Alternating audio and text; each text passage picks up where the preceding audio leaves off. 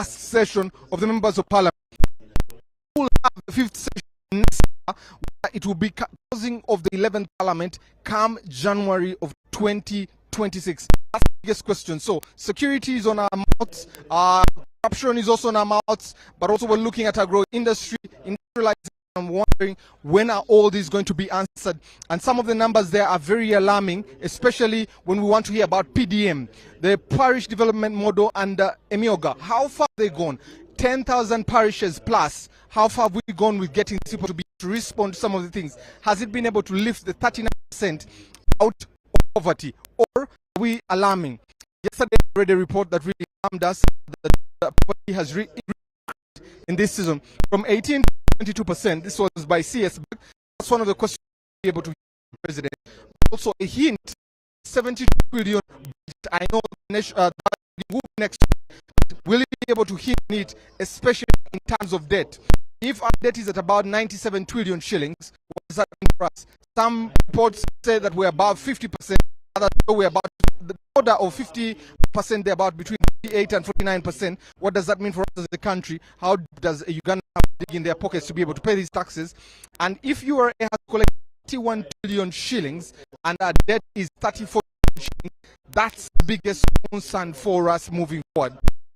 And we cushion in debt. So that's the lead that is coming to follow, and we feel the president walks in, and then the session of parliament opened up there. Remember that most of the opposition leaders are not here. They have decided to boycott, but the session will go on because we'll have quorum in the house, and then parliament will kick off, because recently they were recess, now they kick off, and this will be beginning of the 4th session in parliament. As you hear in the background, updates are being given on what has been done therefore. But let me give you some updates that have been given to us. 87 sittings in the 3rd here, but also second, that means members of parliament were talked to. And right now I'm going to be joined by Honorable Bati, the Minister of Trade. Honorable, you're very welcome. If you could please join me right here. Good afternoon, sir. Good afternoon.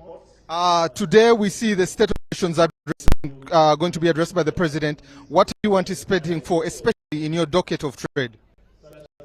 Well, I anticipate a very strong statement of the state of the nation by His Excellency the President, mainly focusing on areas of import substitution and export promotion.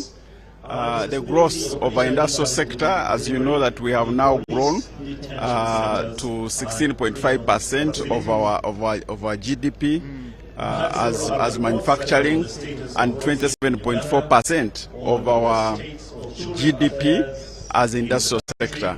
Value addition, I anticipate that's going to be one of the issues that His Excellency the President is going to talk about, our regional integration as a market, and also African Continental Free Trade Area. And I'm grateful you said that, Honorable, when we look at our trade deficit, our books on the balance of trade there, really the imports look higher than the exports. How do you anticipate the President can really address such an issue, especially for the traders and the people involved in the business sector? An emphasis on import substitution and export promotion is a strong strategy that His Excellency the President has talked about for long, and I think it's a strategy that he continues even to speak today, I anticipate, because value addition, manufacturing everything that we're importing is one way of reducing our trade deficit. He has also mentioned about things like our dependence on agriculture, which contributes about 24% to the economy. How do we diversify this economy further so that we are not dependent on one arm like agriculture? What would you advise in terms of trade to diversify this economy even further? Manufacturing is the answer. Manufacturing can diversify agriculture by adding value to what we produce in the agriculture sector, but also the services sector, insurance, banks, and all hotels, tourism are some of the sectors that can also diversify and support the agricultural sector. But the agricultural sector is still important because we still need food security for our country, and agriculture that is supported by modern methods of farming, including irrigation, are some of the things that can support our economy. Finally, Honorable, my last question to you, especially you've talked about climate affecting your sector a lot. Climate change has been one of the things that their environment. How do you hope this can be addressed, especially today, if the president is to speak about it? Change can be made by irrigation, commercial irrigation of farming can help us mitigate the issue of drought, can help us plant and farm from January to December. But at the end of the day, value addition, industrialization, building blocks for regional integration can strengthen our economy. Thank you very much for your time. So you have had some suggestions by the Honorable on areas of diversification of the economy when we talk about trade, our dependence on agriculture, especially if you look at the number of people that are involved in agriculture. 80% of the population is involved in agriculture in there, but also the question is, how do we end the raw materials that we send out? If coffee has about 460 billion and Uganda only receives about $800 million there. But right now I want to invite the hottest man here now, Jim Museveni. You're very welcome, sir. Please join me. Good afternoon, sir. How are you? Thank you. It's good to see you. Pleasure. I like the green. It looks very elegant on you. Thank you very much. You are smart too. Thank you, sir. Sir, the biggest question today is, what are your aspirations, especially in your docket as the Minister of Security, for the President to be able to do this in terms of security? I hope you appreciate the work being done by security is good in the whole country, to the extent that security is one of the exports of the country to other countries, as you know. Honorable, when we talk about these crimes that have been in the city, some diplomats, if you look at Wavamuno Road there, today I saw another video there. Your thoughts on this and what is really springing this insecurity? No, this is bad, that there are incidences of insecurity. These happen. Good news is that all of them we are arrested. Now the step we are taking are to get them before they hurt anyone, and that's what we are going to do very soon. However, there is a problem also of social media.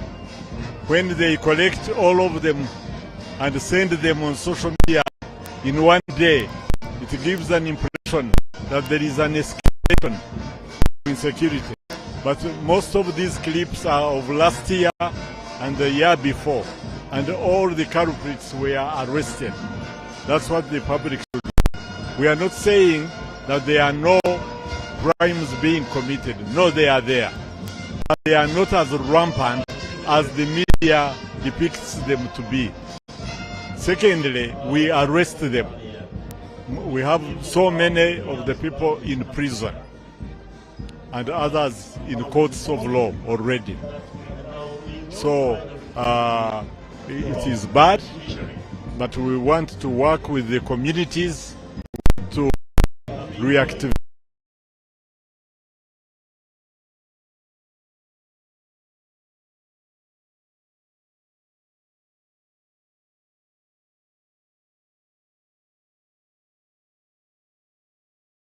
They are asleep and at the I mean, if they give us information, we shall deal with them. General, when we look at some of the allegations and some that the President has spoken about, the Kawukumi within the security forces, is this a concern for you? How are you whipping it out? Because Ugandans are putting faith in you to make sure they are safe with their property. Obviously, it is of great concern. And again, as I said, these are Ugandans. They come from our community, and we recruit them on recommendation of LOCs. But when they get in, they become negative. But we are doing counter intelligence with this to get them. The last region, there was a comment by the President, especially on the passing out of the cadet, that joining the army is not a vocation. Joining is not a career; it's a vocation. do you still hold that notion, and how do you have that mindset shift for the ones that want to join? Most of the security officers are freedom fighters. Freedom fighters don't work for money. They work to serve the community. Who were in the bush, who were there not to be remunerated, who were there even to die. So, and many of them still get humble payment, remuneration, but they still work. So, he's right. We are not careerists. We go there to serve the country, and the government facilitates us in order to serve. General, one that has dropped to me is the digital number plates. How far? That's a concern that has been there. We've seen only government cars having them. When does it spread out to the public, and how is this going to be managed? Very, very soon. We started with the government for them to gain experience, the people, because we have recruited Ugandans to get jobs in order to fix these number plates. So we started with government number plates. In case there is any fault, we don't harm civilians' property, but we have now gained experience. Very soon we are going to roll out and register all the vehicles. Thank you very much, General. We appreciate you for your time here. Bless you. So we have had the promises from General Jim Museveni there on what will be happening, especially on the concerns of security there. The flying kicks that have been around in various areas, you have been kicked, or someone that you know has been hurt by either one of these things that is happening there. So that's what he hopes the president can be able to address, but also he hopes that the president can be able to give credit to the security forces for the amazing work they have done moving forward. That's one of the biggest concerns in there, but also we have asked about the Kawukumi within the security forces that has been mentioned in other State of the Nation's address by the president. What are they doing to clean it up? That's one of the biggest concerns, but security is one of the things we expect the president to talk about, and also Honorable Jim Museveni has also spoken about, we export security to other countries, and one of those things that is there. An update on what's happening in DRC, Operation Shuja, with a different general in there, and what is happening, how far with ADF. Those are some of the patent questions in terms of security that we expect the president to be able to respond to, but also in terms of security, seeing that we have a new IGP, what are the things that he would like to pass on for him to be able to do in this next session of Parliament, especially looking at how we're drawing closer to the electoral season in this country. The electoral fever is already catching the country, with different political players moving or traversing this country in all corners, and we're anticipating what will be happening in there. We're eagerly anticipating for the president to arrive, but also eagerly anticipating for different things that will be said there. I'm being joined by Honorable Hamson Obua, the government chief whip. It's good to see you. Please join me here. Good afternoon. A very good afternoon to all of you fellow countrymen and women. What is your anticipation for the president, and what would you like to speak about, to address, especially on reflection of where the country is and where we would like to be? This being a constitutional responsibility where the president will highlight on his strategic vision for the next 1 year, I highly suspect that the issue of peace and security will still be top on our agenda, because in order for us to execute an mission within and without Uganda, our country must be peaceful and secured.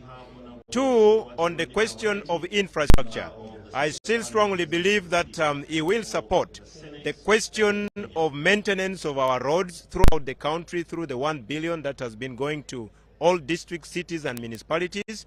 I equally highly suspect that the question of supporting wealth creation initiatives will also be top on his agenda, supporting the PDM, supporting the Myoga, because the strategic mission of the to ensure that 39% of our population still in poverty to join the money economy.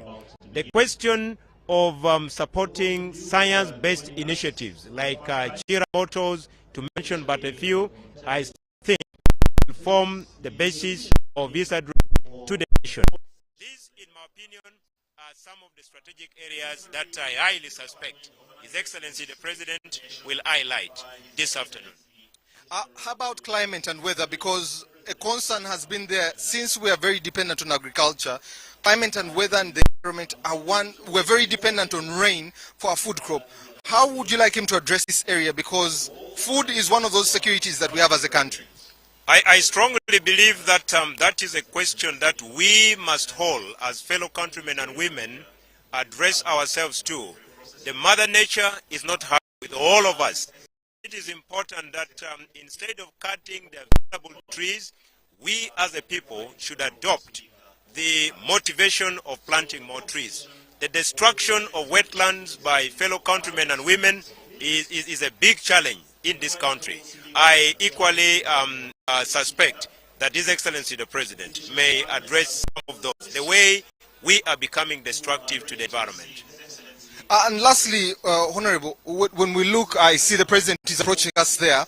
So my last question is, especially as you get into the fourth session of Parliament, what do you feel that needs to be addressed by the legislature?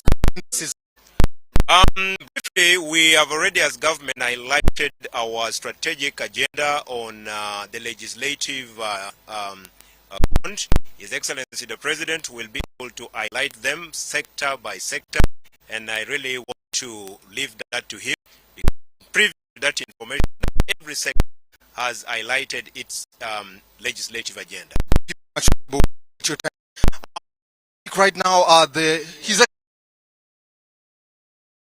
the back there, you can see his convoy briefly approaching, and the session here will get started. We'll have the Deputy Speaker and the Speaker of Parliament receive him and usher him in. Then the session will kick off with the anthems there. So I'd like to hand you over to especially the team that is broadcasting to give you as everything proceeds here. We'll be coming back later on to give you especially a sneak peek of what he has said and poke some things in there to see has he really met expectations of Ugandans. I'll send you back to broadcasting there.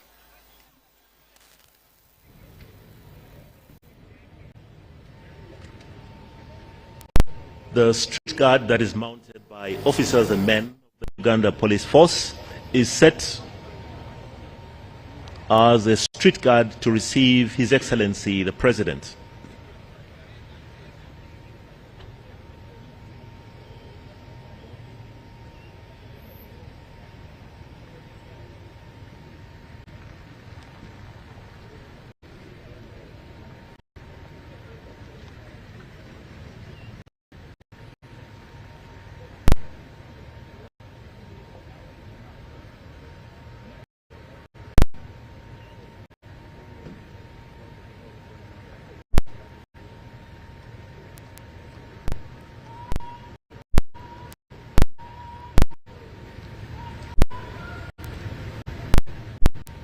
And the salute by the street guard.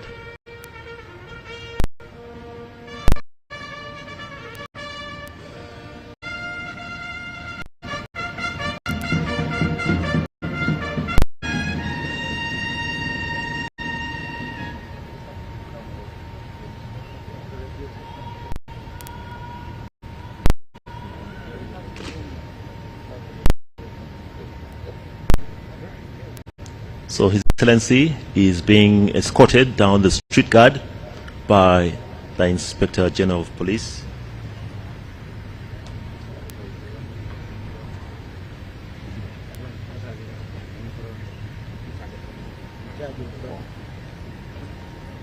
The protocol team is leading His Excellency to the rostrum from where the national anthem will be played.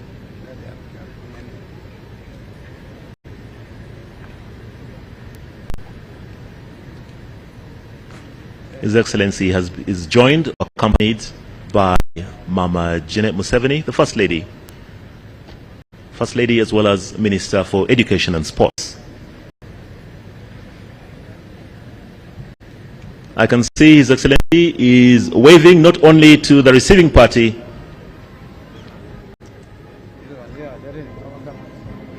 but all our guests as well. Please rise and give a welcome to His Excellency the President of the Republic of Uganda.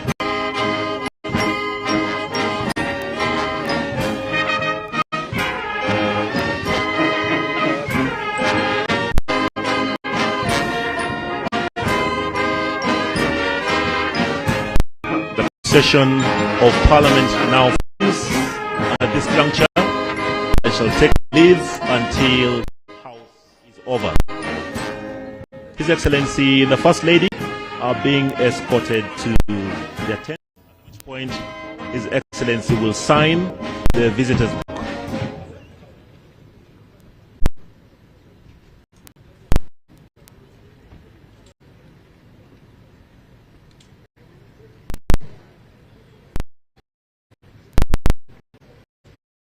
It's a norm and a tradition in Parliament that whenever we get a guest of the caliber of His Excellency the President, that they sign in the visitors' book as a show that they've been.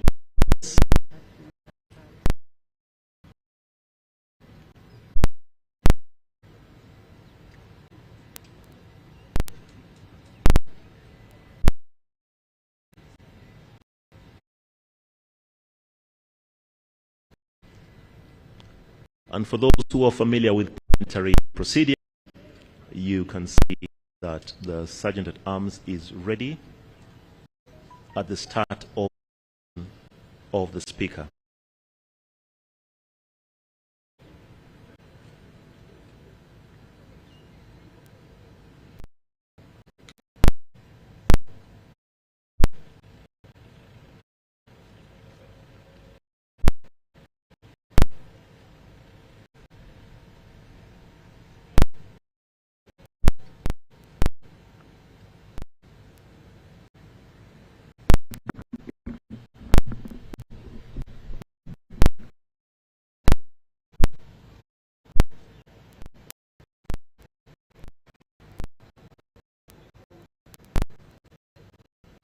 Like we had stated earlier, the three arms of government have now come together. The executive, led by the President, the judiciary with the principal judge, and the parliament, led by the Right Honourable Speaker. Thank you very much.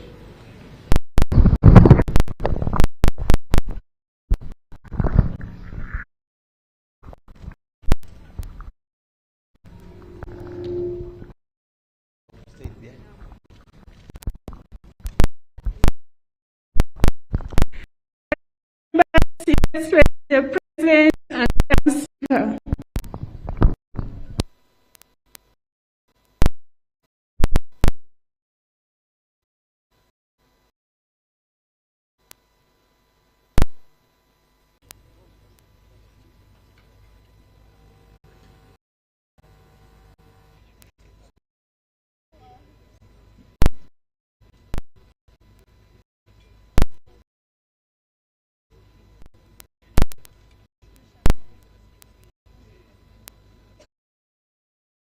The anthems.